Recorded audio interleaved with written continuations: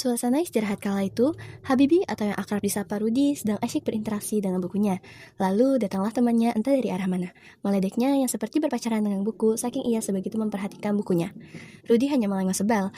Temannya Gilang, belakangan ini entah mengapa selalu membicarakan Ainun, si gadis IPA yang konon menjadi incaran karena paras dan kecerdasannya. Rudi tidak terlalu memperdulikan hal tersebut karena itu hal yang tidak penting baginya. Rudi memilih melengos pergi, namun temannya segera menyusul. Mereka melewati salah satu sudut sekolah dan melihat Ainun tengah asyik berdiskusi dengan temannya. Gilang menantang Rudi untuk melirik Ainun.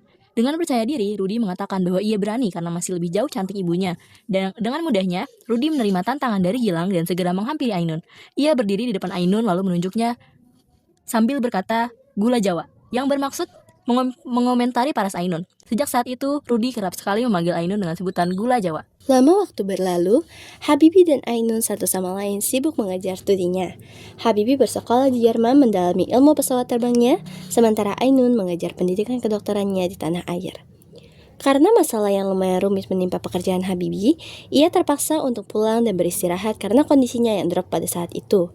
Saat Habibie berada di rumah, ibunya meminta tolong untuk mengantar makanan ke rumah Ainun yang membuat mereka bertemu setelah sekian tahun lamanya. Sampai di rumah Ainun dan melihatnya setelah beberapa tahun, Habibie berdecak kagum akan perubahan Ainun. Dan Habibie mengajak Ainun untuk membuat janji menghabiskan waktu bersamanya. Habibie berniat untuk lebih dekat dengan Ainun, dan Ainun pun mengiyakan ajakan Habibie untuk pergi bersamanya. Akhirnya mereka membuat janji dan mulai dekat dari pertemuan itu. Sampai akhirnya mereka memutuskan untuk memiliki hubungan yang lebih serius, yaitu pernikahan. Setelah menikah, Habibie dan Ainun memutuskan untuk hidup sederhana di Jerman. Habibie kembali melanjutkan impiannya membuat pesawat. Ainun rela meninggalkan impiannya sebagai dokter demi menemani suami tercintanya. Dengan hidup sederhana, Ainun berhasil melahirkan dan membesarkan 2 buah hati tercintanya di Jerman. Setelah bertahun-tahun tinggal di Jerman, mereka akhirnya kembali ke tanah air. Habibie dipercaya menjadi Menteri Riset dan Teknologi, bahkan akhirnya diangkat menjadi presiden. Tapi di sela kesibukannya, Habibie memutuskan kembali ke Jerman untuk beberapa waktu.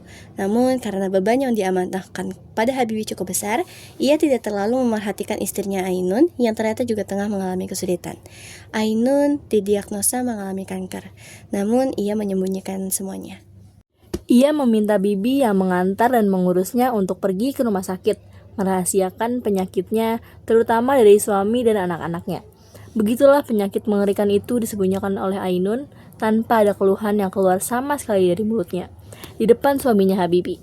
Sampai pada suatu hari, Ainun terlihat begitu pucat dan akhirnya terjatuh di depan mata Habibie. Habibie segera meminta bantuan medis untuk mengantar istri tercintanya ke rumah sakit terdekat. Akhirnya setelah sekian lama sakit yang ditahan Ainun, Habibie akhirnya mengetahui penyakit Ainun yang mengerikan itu. Dia merasa gagal karena baru mengetahui hal tersebut saat penyakitnya sudah semakin parah. Katanya Ainun tidak kuat menahan sakitnya dan menghembuskan nafas terakhirnya pada 22 Mei 2010. Habibie kehilangan separuh jiwanya dan akan berjuang hidup dengan jiwanya yang tinggal separuh tersebut.